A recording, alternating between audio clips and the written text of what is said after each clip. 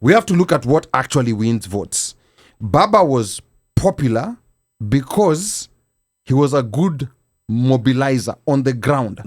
And those are the things that Orengo, you see, the thing is, Njeri, you and I, people who, we're educated, will get excited when we hear Orengo. But Orengo, akienda pale sokoni, he's gonna struggle to get a crowd riled up. We knew then what we know now. We would have voted. You know what I mean? So when you say he won, I do not think... yes, he won, but it was such a small margin. So when people say he's such a political genius, it's like, no, he was just lucky. You're not going to win from YouTube Live or Facebook or TV interviews. You have to go on the ground. And this is the One Mic Show. Okay, Sifuna. I'm watching that guy. Yes. Is that who you were thinking about? No, that's not what I was thinking about. What are you thinking about? I was thinking about that, yeah. But Njeri has something to say before I tell you why I was not thinking about him. Okay. Jerry, go ahead. I think if Sifuna and Orengo and the contentious Babu, but I do not support him because of the incident. But if Sifuna and Orengo were like to get together, they would form a more formidable opposition. I would support that. You know what my worry about Sifuna and Orengo is? I love them too. But do you know what my worry is? When you look at the architecture of what wins votes, think about the game of soccer and the game of rugby. In rugby, you could be fast, you could have all those skills, but you have to know how to tackle in order to win a game. So, and that tackling is in politics are translated to mobilization power. Orengo and Sifuna do not have that mobilization power. They are very good, at these Secretary General positions, articulating positions.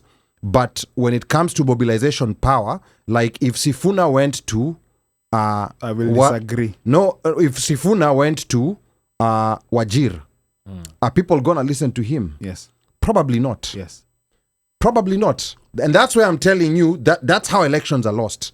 Because we go for people we like rather than people who know how to mobilize. Now, and the problem, and that's part of the problem with our politics, because some of these mobilizers, they're good mobilizers, but they're not necessarily the best qualified leaders. Now, I talked to somebody on the ground. But the mobilization is what wins votes. I was talking to somebody on the ground. Yeah. In the entertainment industry. A DJ. Mse anajua, he told me, ako Kenya, si ata ako hapa. He told me, One Mic, skiza. There's one thing that you have to understand. Sifuna is always on media. Be it social media, be it TV, anakuanga TikTok, Twitter, whatever, and whatever he talks about or whatever he said it, not even that. The fact that whatever he's always visible.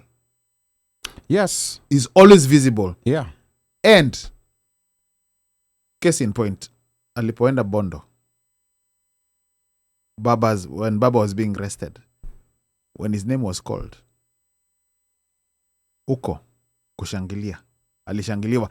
Again, all I'm saying is when you have that visible presence, not necessarily that you are on the ground, but as even, and I'm looking at it from as an outsider, not as an ODMer. So, but when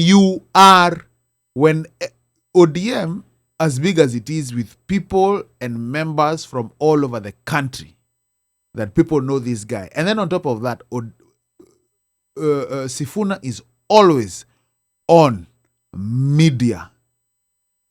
That is, to me, that looks like what we have over here with the Orange Man. Not necessarily not necessarily having to pay for ads on TV, but everyone is talking about him. Do you want me to shock you? Shock me. Babu is not always on media. But Babu has better mobilization power on the ground than Sifuna. Being on media is just that. And being on media excites people like you and I. Mtu mwenye anasukuma mkokoteni huko nje. You think when you talk about, like Senate procedures or this was against the law, do you think those things move people on the ground? And I think that's the basic level that people need to think about, because we usually mobilization ya Babu na kwanga wapi? We usually love Embakasi. We usually, it is anywhere. Babu at this point can go to Mariakani. Wachana na Embakasi. Babu at this point can go to Mariakani and he'll stop a group of people and he'll listen to them. Sifuna is so Babu has this combination of he's both intelligent and he also knows how to like speak towards immediately in people's minds.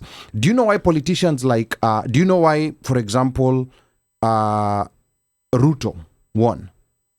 It's your people didn't vote. It's people did not vote. No, like Mike, we have vote. we have to look at what actually wins votes. Baba was popular because he was a good mobilizer on the ground. And those are the things that Orengo, you see, the thing is, Njeri, you and I,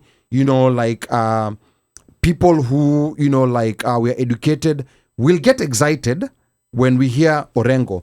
But Orengo akienda pale sokoni, he's gonna struggle to get a crowd riled up. That is what wins votes, whether you guys like it or not. No, I'm in agreement. But that's what wins so votes. So with what do you call it? Orengo, yeah. So now I think these good guys that we have, they need to learn that. Because part of the reason why these good guys have not been winning is because they haven't learned that. They think that they can, write, make great speeches, go speak on media eloquently. Boss, that means shit in Kenya. That is not gonna win you votes. And I think in Kenya it will not. I think it's important for Jerry and other Gen Zs to understand that, so such that whoever they are going to mobilize around will be someone who has that ability. One guy who had that ability, but he flamed out very fast because he started, kukosana na watu wengi, was Morara. Morara has that ability. That is what wins. I'm coming from a perspective and of being. Tell us about Morara. I'm coming from a perspective of being humbled at looking at those intelligent guys who can go on media and speak big English and quote laws. Those things do not win votes. Let me hear maybe what Njeri has to say, because Njeri is also out there on the ground. Because we're talking of Sifuna is that people. exception. But we're talking about average. We're talking about average people. We're not talking about when you're talking about the border guy, Mkokoteni guy. That is where votes are won. Not from us. Njeri, talk to us. Usiogope. Okay. I don't really want to talk about people. I'll be honest. I don't want to mention names. But I'll say something about something you said, that Ruto won because blah, blah, blah. Ruto got, if you look at the statistics of the voters from the last election, he won by around, at most, 200K. 233,000 votes. Yes. We know the number. Okay. Okay. Out of all the registered and viable votes, a third, if you look at the millions, I don't have the exact numbers, but a third voted for Raila, a third voted for Ruto. Then there was this third, of which I was a part of, who did not vote. So when you say Ruto won, if you would have been able to mobilize these pathetic people who were like not interested, because same for me it was like we don't really have a choice. If you choose this or this, it's gonna be the same. That's why I didn't feel like I could vote. But if that third could have been convinced to be active in the elections, like if we knew then what we know now, we would have voted. You know what I mean? So when you say he won, I do not think. I mean, yes, he won, but it was such a small margin. So when people say he's such a political genius, it's like, no, he was just lucky. Okay, fair enough. Let's assume he was lucky. So now people know what they know, and we've seen the rollout of continuous voter registration. But turnout among young people hasn't matched the online and street protest energy. We now have, like numbers that are coming out from IEBC. And I know it's just the beginning of the process. Maybe we are last minute society, and maybe they will all come register last minute. We don't know. Last minute for sure. But what do you think that is, and what can be done to turn this digital energy into civic participation? Because of what has happened, like the last 1.5 years, my expectation was when this continuous registration opens, everybody, all Gen Zs will be running in. But we haven't quite seen that yet, and that is a worrying sign to me.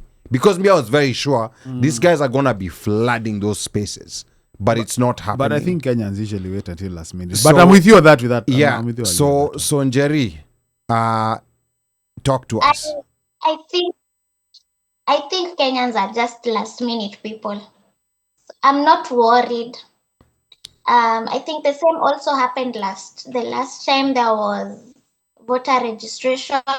You would go to a station and find like wameshinda hapo the whole day and no one came. But then towards the end, it was queues on queues on queues of people trying to get registered before the vote. So I'm not worried. I'm not worried about that. I am worried. And I'll tell you why I'm worried. Because I did an analysis, even an analysis that also includes the last minute trash. And this analysis was based on data that came from, like previous registrations and the current registration that we have, and even factoring in that last minute trash and factoring in the what's called, because what we have right now is continuous registration, and then we're going to have something that's called mass registration, which is when when it goes down to the ward level, because this one is at constituency level. So the one at ward level is where you get more people to register. So from the analysis that I've done, IBC is targeting 6.3 million voters to register. So from in this continuous. Yes, they're targeting 6.3 million before 2027. No, before 2027. Okay, that's the continuous plus the mass voter the registration. Okay. Yeah.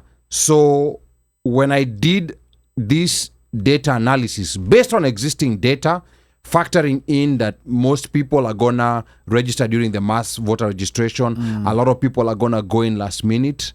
Tukifikata 4 million of that 6.3 million, that's on the very high side. Yes, at the pace that things are going. And that's the reason why I'm worried. I will be very happy to learn that I was entirely wrong, and IBC, they all came and registered and they beat the target that IBC has set. Let's also remember there's also a deliberate effort to sabotage this process, especially if the powers that be feel like these new people who are registering will not vote for them. True. So there will be an active element of trying to sabotage. And how do you try to legally sabotage? By not funding, enough of the mass registration. Right. Because you see, with continuous registration, it's at the constituency level. So someone actually needs money to go, because think about Langata constituency. I don't know where the constituency office is, but you need fare kufika kwa constituency office, because let's say you live in South Sea and the office is in Langata. You need fare to go there and you need fare to go back. And then there's constituencies like Kibwezi, which is a bigger constituency, where apparently it could cost you up to 500 shillings to travel from one part of the constituency to go and register and then travel back. Yeah. And this will take it will take quite a good chunk of your day. So we must be aware of this. And that's where I think, like Kinanjeri should now start focusing on letting people know that these numbers already look worrying. Njeri has something to say. Ngoja kwanza Njeri, and then Yes. you're going to bring in your point. Yes. Njeri. You don't have to go to your locality to register as a voter. You can register from the nearest IEBC center. Yes. So I think one thing they're doing is not communicating very well or very clearly about that. And secondly, the thing that I've seen being done is a lot of people are creating, but let me speak specifically. There's a guy on Twitter who's created a tool where you can map out like a Google Maps for polling stations, where based on data that is provided on the IEBC website. So he's made a map. You just log in and say, I am at this place. I am in South Sea. And then you'll be told your closest IEBC station on the app. Do you know that tool? The name of the tool? Yes, I will say the guy is called Education Kenya on Twitter. Education Kenya. Civic Education. So you'll find it there. It's there. He talks about it a lot. The problem that is coming across from the people who've gone to register is that when they go to a place, maybe the website says there's a station at this and this building, you will go look for it and not find it. Or maybe it's hidden, or maybe it's opposite that building. It's not accurate in that manner. So I was also thinking of doing something like that, but then I'm seeing people have done it. So, with tech, I think the person who executes first gets the people behind him. So what I was thinking was to have it to be open source, so that people who've actually gone to this station that is now on the map are able to say, oh, so when you get there, go across the street. That's where the actual polling center is. Okay. Yeah, but as at now, as it is, and this is supposed to be work that IEBC does, but as I said, these things come from a point of need. So as at now, there's a guy who's created a tool that is like a Google Maps for polling stations, and it's helping a lot of people, even though the information provided on the website sometimes It's not accurate. Yeah. Now, Jerry, I think also it's important to understand the counties like Nairobi, counties like Kiambu are structured very different. Kuleta kwetu in let me say Kilifi constituency, like if you're going to, let's say, Malindi, Amon and Magari, let's say I meant Kilifi County, and you're going to places like Magarini. Getting to that constituency office, even within the constituency you're in, because there's an issue of distance, it's gonna cost you. Like kwenda na kurudi, and these are areas where people have very low incomes. And that's why I think that mass registration is important, where it's brought closer to the ward. It's a good thing that now you can register, like anywhere. And that's information that, like I said, IBC needs to make it louder for people to hear. But that still doesn't solve for people who live in Kibwezi. It solves a problem for people who live in Nairobi, people who live in Kiambu County. But it doesn't solve, like in places like Marsabit, where, like a constituency is so huge that that sometimes even the member of parliament has to use like a chopper to go around his own constituency. So those are the things that I think we need to be very mindful of. Now, as we come to a close, because I don't want us to leave this one aspect that I wanted to talk to you about, you designed the email tool that you designed to help Kenyans contact MPs about the finance bill. You also have one that highlights Kenya's odious debt in a simplified form. It explains how citizens are paying for loans that were embezzled and were never used for the intended purpose. So maybe first of all, explain to Kenyans what odious debt is, because not a lot of people understand what that is, and why you chose to build a tool to help citizens focus specifically on this aspect of odious debt. Jerry. Okay. So odious debt basically means debt that was taken. Okay, on my website I explain it like this. Imagine you're living in a house, mother, father, children. Then the father takes out a debt, takes out a loan at the bank, and uses the money on himself, on outside, never does anything to for education, for the house basically, and uses the money on their own. Then when the bank comes to claim the debt, they come to you, the wife, or to the children, and say, now you're the ones who are supposed to pay for this. Is that really fair? So I think you should have said the mother takes a loan, not the father. But carry on. Wow. Yeah. Wow. At least she's laughing.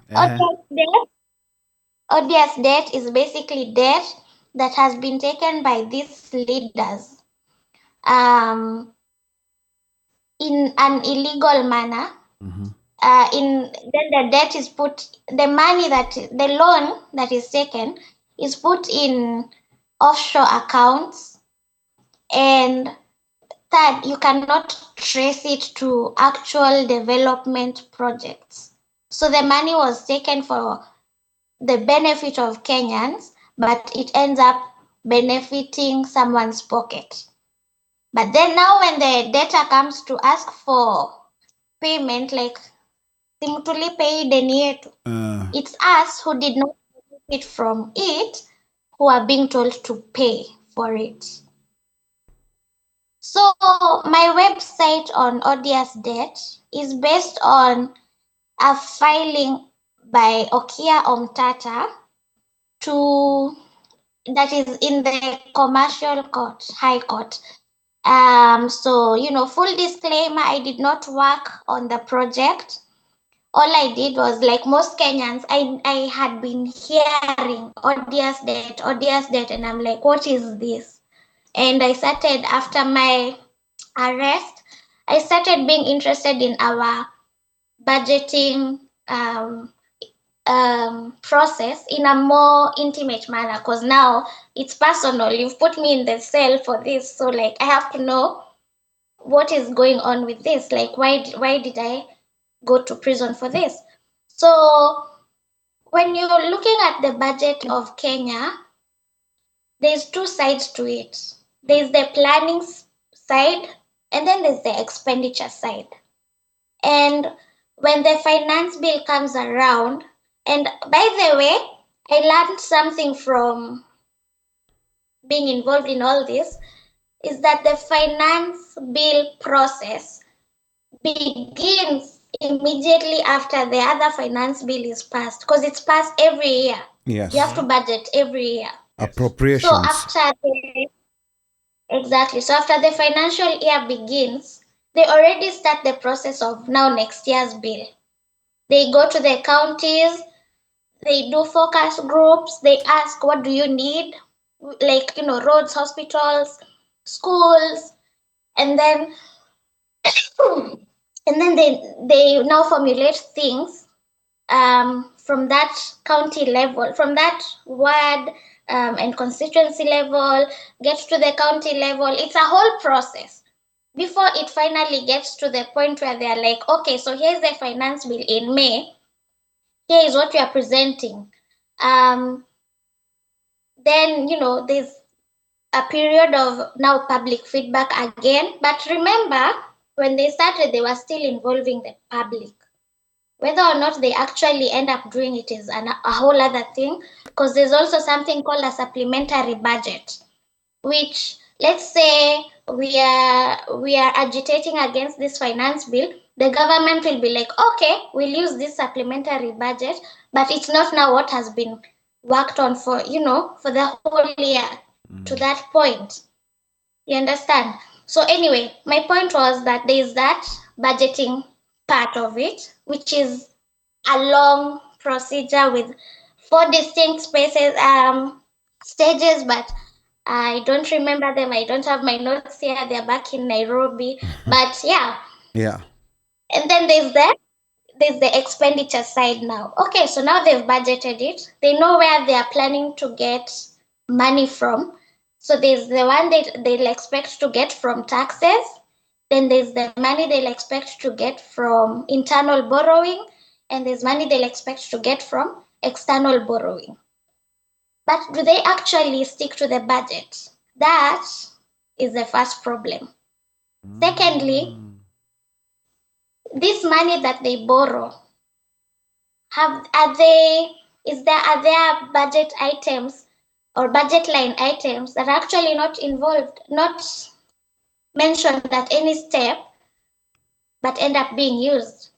And that's basically budgeted corruption. They won't just write there that we've budgeted that, out of this money for this year, we are going to spend this on corrupt practices. No, but it is it's such a part of the system that, if you're tendering for something, you expect a certain percentage to come to me.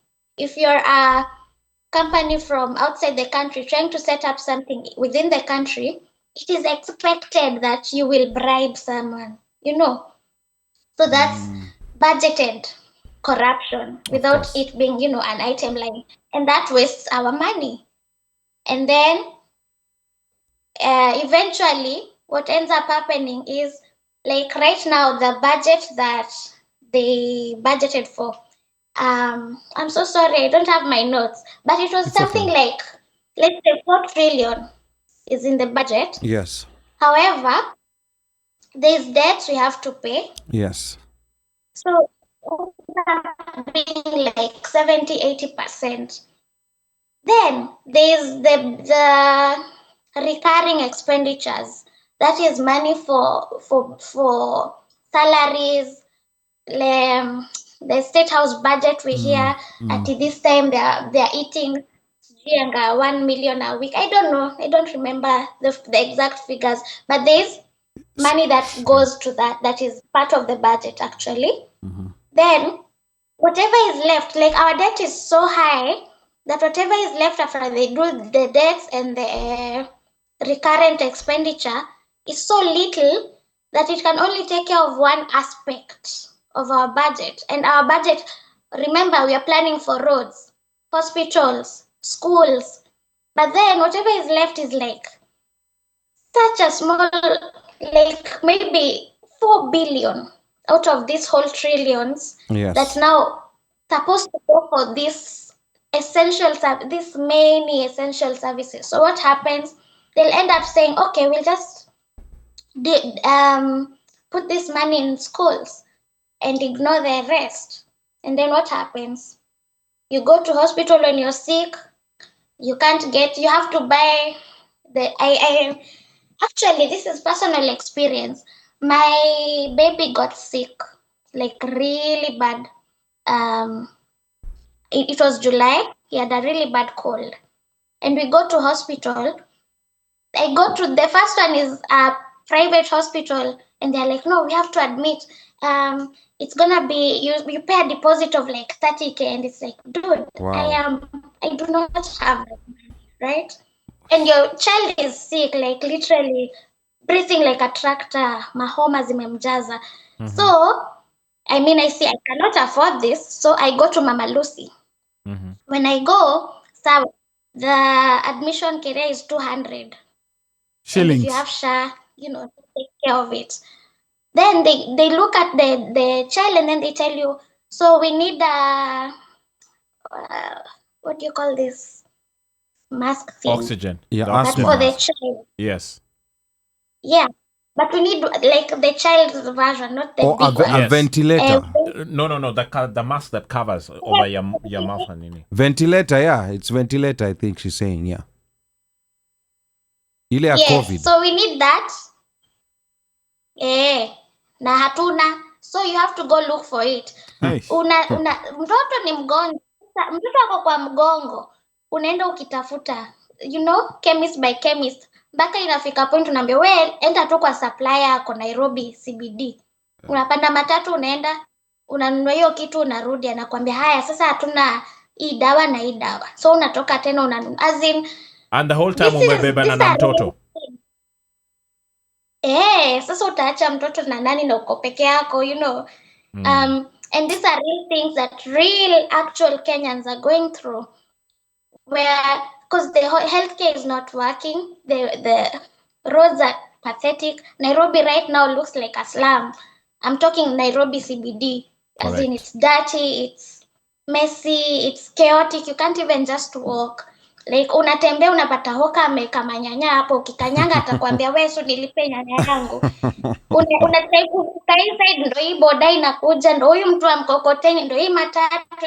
It's so chaotic, and there's no budget to like plan for all that. You understand? So as I said at the beginning of all this, when my first impression when I was looking at how things are working here, I felt so sad for my country, because will we really ever get to that point where things just work, where there's organization, where there's systems that are, By the way, flowing? it used to work. We've seen it working. So it's not that it can't be done. There was an age. It used to work. Those of us over 40, we remember a time when garbage used to be collected By Camero. Every home in Used to be Nairobi given had the bins, the silver the ones. silver metal bills. Yes. Written city council. There were We had them. dispensaries where you could go, and get treated either for free or for at a very low cost.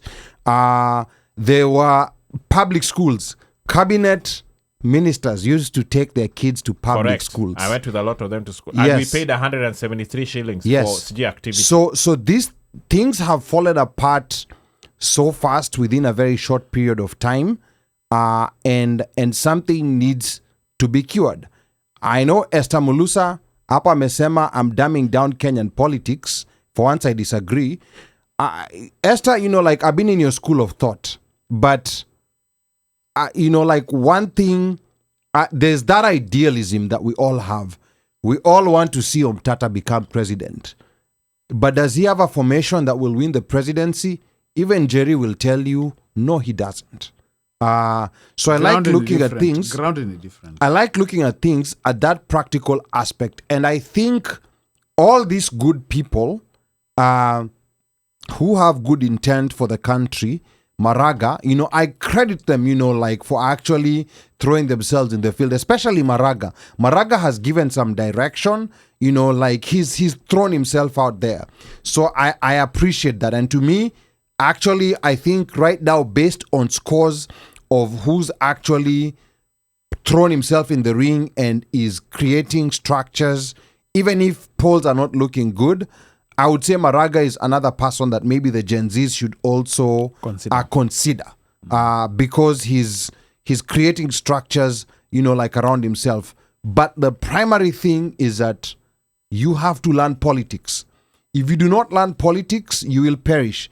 It is nice to be now. you see, the thing is with the likes of Ruto, they've learned the other extreme side. Ruto over-politicized everything.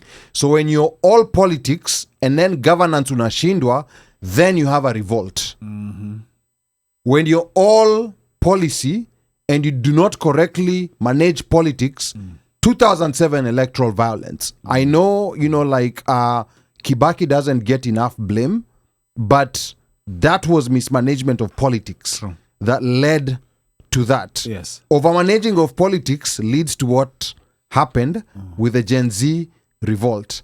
Overmanagement of politics, what's happening in Tanzania right now? Kumewaka. Kimenuka. Kimeumana.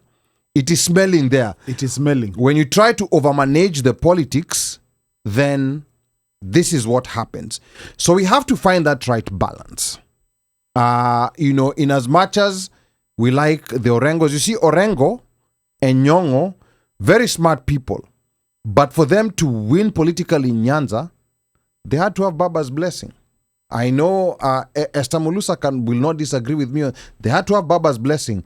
And the moment that Orengo tried to go against Baba, guess what happened? He lost. He lost his Ugenya parliamentary seat. So, and this is where, because at the end of, unfortunately, this is not a corporation whereby people are being interviewed. Yes, Maraga, you are the best. Come here, take the job. Vituko ground. It's unfortunately politics. Yes. And that's the reason. Unfortunately, it is. Yeah. And that's the reason why when I mention names like Joho, people start, looking at me with a side eye, but he's a mobilizer. Yes. And that is what is winning votes. So all these other good people, Maraga, Umtata, and Boni, you have to learn that game of mobilization. And the other thing, musianze kusomea voters. One mistake that Boni, I love you so much, but one mistake he makes is ni kusomea voters. Ukianza kusomea voters, it doesn't matter how great you are, they're not listening to you. Yeah, they're not going to vote for you. So those are the things that I think if we want to have a good formation, especially if Gen Z is looking for that proper third force. Coalescing third force, yeah. Yes. Like I said, one person who had that skill was Morara Kebaso. But Morara Kebaso also flamed out. He flamed out. I think the government exhaustion. No, the government started hitting him where it hurts. Yes. Walimtumia KRA. Because that's what that's what they usually do. Yeah. Yeah. Walimtumia KRA. And that's why you see he had to pull back. He's out. So you see one of the reasons why also Baba survived for a very long time. And I know people are not gonna be happy when I say this. There were 3 wings that existed in ODM. And Maliba, during a show on NTV this week, said it. So there are 3 key structures that you must have if you want to create a formation that will win an election. Number 1, you need to have the ideological wing. So the ideological wing, we had Anyang' Nyong'o, we have Orengo, we have Sifuna. Those people are very important. It's very important because that's a basic foundation that will hold it for a long time. Yeah. Second to the ideological wing, you have to have a financial wing. Financial wing is people who mobilize money. A presidential election, whether you like it or not, going from Todonyang to Wargadud on the same day, you need choppers. It's a very expensive affair. Yeah. We can't get away from that. You're not going to win from YouTube Live or Facebook or TV interviews. You have to go on the ground. Number 3, which also people don't like hearing, but that has been important information that I've won, is an enforcement wing.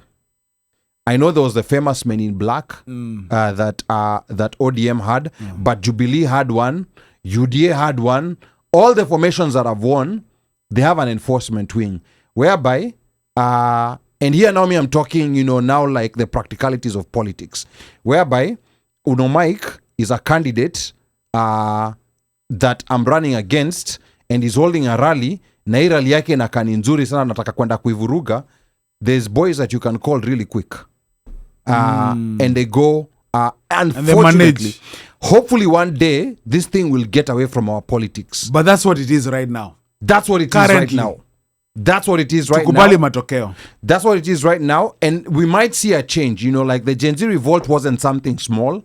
So I do expect to see a change. But that change will be effected if we see registered voters. Wahenga? Oh, we're done with that? Yeah. Wahenga walinena kilicho na mwanzo hakina budi kwa na mwisho. Meli imetia nanga. We are about to wrap this puppy up. Fire. We start with the rose. No, let's start with fire and then we're gonna go to Rose. Fire that is a mush. Wrap it up, boss. Okay. Thank you, Muno. To you, Madhogodhanyo. Yeah. Okay. So thanks to our guest. Thank you, Rose, for making it. I know the time difference. Umeshikwa hapo na butwa. You didn't know whether you were coming. Jet lag inamsumbua. Whether you woke up. Siji ulipewa homework. Ama karatasi. You didn't know what was happening. Lakini ni sawa. You've held your own. And thank you so much for coming through on the show. Pole for the things that you have gone through, and hopefully the cause that you're now fighting for, which you started I guess not knowing where it was going, but it has shaped you. Hopefully the ones who are around besides and looking up to you are seeing what can be done and what the power of one can do. And if everybody comes together and tries to figure out, like you said, a need, fulfilling a need, cause, or whatever the case may be, digitally or with some in some other way, form or shape, it will actually make a difference for us as a country, as you guys as the new generation of voters, and we all need to believe in voting. So thank you for standing firm, and I'm sure one day when you can talk freely, you'll give us more deeper insights of everything. But as it is, we are very, very thankful for what you've given us here, and we've learned a lot. At least I know I've come out learning a lot with the new tools that are there, especially that are helping folks even try to vote. So we'll look those up, and hopefully we'll be able to pin that in our chat, or even at least give that information to our listeners in our next show. Have a safe trip home. Polo natoka kesho. At least angalau you would have even seen other places. She was here for what, 6.2 days? Ama 1.3 days. I don't think she's made 6 days. Break she time. came in on Wednesday. It's like break time. Yeah. Ni kama break time, yeah. Alitoka nini? She didn't even get a leave pass. Nothing. Afike tao. Ajafika tao bado. Yeah. Amerudi nini? Nika hedi amemuita. Yeah, and she actually had a connecting flight. And originally I'd assumed she came with a direct flight. Kale ka New York. Yeah, but no, she had a connecting flight. So that So even kesho- made, Alisema Dubai. yeah, So Dubai. kesho akitoka anarudi Dubai, anarudi Dubs tena ku think about the time. Atatuambia. Aye, yeah. Yeah. Aya, Njeri. Safe trip, and thank you very much. And don't be a stranger. Us guys, we are here same time, same place. Hata ukiwa home and you just wake up and you're not gonna make noise for the babies, call us. You never know, we might talk to you. Okay. Aya, karibu. Aya, Njeri, give us your parting shot and maybe what's next in your chapter, in your next chapter. My parting shot would be a message to the diaspora. I have noticed that maybe because you're away from home, you guys mko very tribal. Like you sort of coalesce into your clusters. And I think maybe you should try and be more unified as a unit, because the direction we are going in is one Kenya, and we need all of you, not your tribe, not your group. We need all people working together for us to go to where we are going. So yeah, and I know things work here, but I know most of you have relatives back home. So even if you're doing your things here, and I've learned here, time is money. You have to be busy, like you guys are busy, like, you know, your time is very budgeted in the same way that we budget money. So anyway, my point is that please don't forget to think about Kenya, about your home, what's going on there, because these things are real and they're affecting real people. When the bad laws are passed, help us make noise online. Throw in your tweet, throw in your hashtag, and yeah, that's another way to be involved with the movement, with what's going on. And finally, you know, keep doing you, keep working towards a better Kenya for everyone, because huku kukinuka, so you know that's where you'll go. And so we have to make sure it works Mi naenda Jamaica. for everyone. Okay. Utaenda Jamaica. Jamaica so- kuna Hurricane Melissa. Hiyo mvua ikishapita. Yeah. Melissa alishapita. Oh, Amecha distraction but ni sawa tu. Walikuwa wamechapa insurance ya 6. kurebuild. Yeah.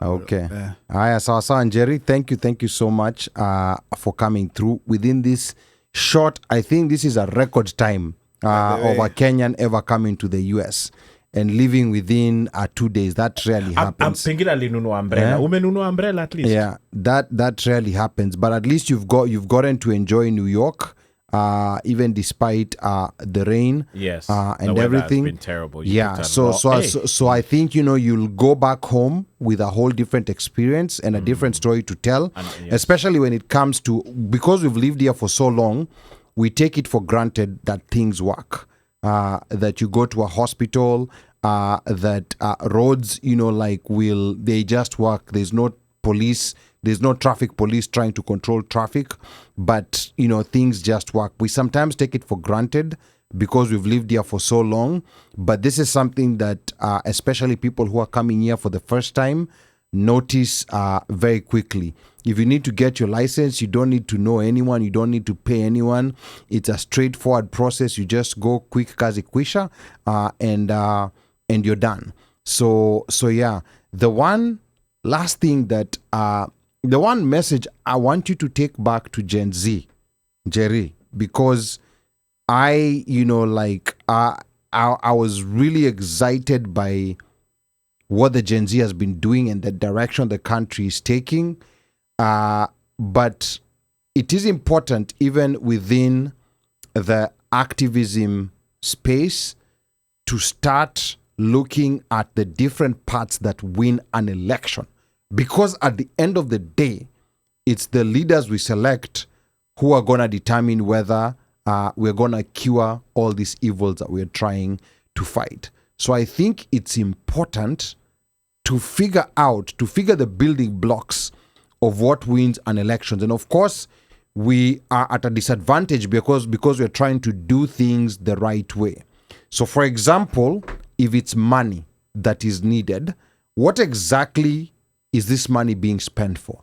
If it's printing t-shirts, can we find someone who can donate that? Someone who is within the cause, maybe has a company that prints t-shirts. Can we get that? If it's posters that cost money, can we find people who can get us those posters done? Because this money is doing something. It's not money that it's not just the money that wins, it's money doing something. So we need to figure that out.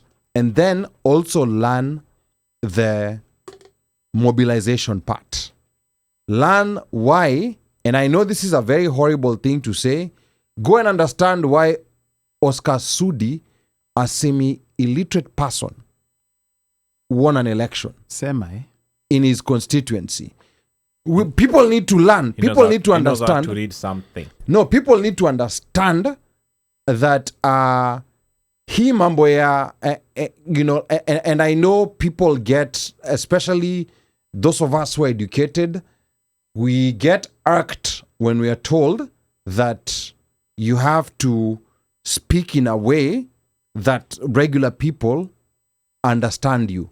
So yes, you can quote chapters of the Constitution, but if you cannot speak in a normal language in a way that feeds the immediate need of the person you're talking to, Article 6 means absolutely nothing to him. So it's great you went to law school. You know what Article 6 is. Who went to law school? Whoever, like an example. I'm just giving an example. I thought you said Sudi went to law school. No, I was about I'm to say saying, that. no, I'm just saying. Nasudi tena alafu. I want this message to sink into Njeri, because idealism, I'll tell you one thing, idealism has never won any election. So if we're looking to get Kasongo out, we have to learn those basic building blocks. And we have to figure out who in our team has that charisma, who in our team has that mobilization power, who in our team Kalonzo has that has that balance that will be able to go and fight it hand on hand with Kasongo and his team. Babu. If we do not figure that out, we will be back here in Tutam. 2027, like crying again. Yeah. Walai. And that's the reason why I'm saying we need to get out of, and I'm saying this in a very polite way, but we need to get out of this idealism. Otherwise, Kasongo is going to win a second term. Idealism, if people are not registering, yeah, and if people, Tuanze hapo. yes, people are not registering, and we are not looking at why. I know Esther Mulusa mentioned drug dealers. We're not looking at why drug dealers are winning elections, yet you nice guys are not winning. Pablo Escobar won elections. But and that's what I'm saying. That's all I'm saying. Yeah, we need to figure out. You know who figured this out? Barack Hussein Obama. Barack actually, before he became, a state representative, then a senator, he lost. People tend to forget that. Yes, he lost. And he lost mercilessly. Yeah, he lost mercilessly. Barack Obama learned the hard knock way of doing politics in Chicago. And he went back and On the won. ground, yes. So I know, so maybe Barack Obama is an example that we can use. Go read his book. Go read his history of what he did to actually win his first election. Barack Obama, by the way, he used alitumia makumbo to win his first election. So go read what he did to win the first election that he did, eventually becoming, state representative, senator, Senator. and Junior eventually senator. president of the US. If we do not learn that, Esther Mulusa, 2027, Utajua ujui. yeah, tutakuwa tumesema, yes, we went through all this experience, and it will be so sad if we get a second term of William Samoei Ruto. Poleni sana to my brothers in Tanzania, Kimenuka. I know they've lost a couple of lives. We don't know exactly how many. Yeah, we don't know exactly how many. Yeah. Okay. Yeah, they've not reported, but I know there's a number of people who've lost lives. I'm not even going to say this is their Gen Z moment. I'd say this is their PEV moment. Yeah. Remember how Kenya had a PEV moment in Yes. 2007 that led to a new constitution, that led to a transitional government. So I think this is a PEV moment. If I go by my theories again, I don't see Samia Suluhu lasting this time.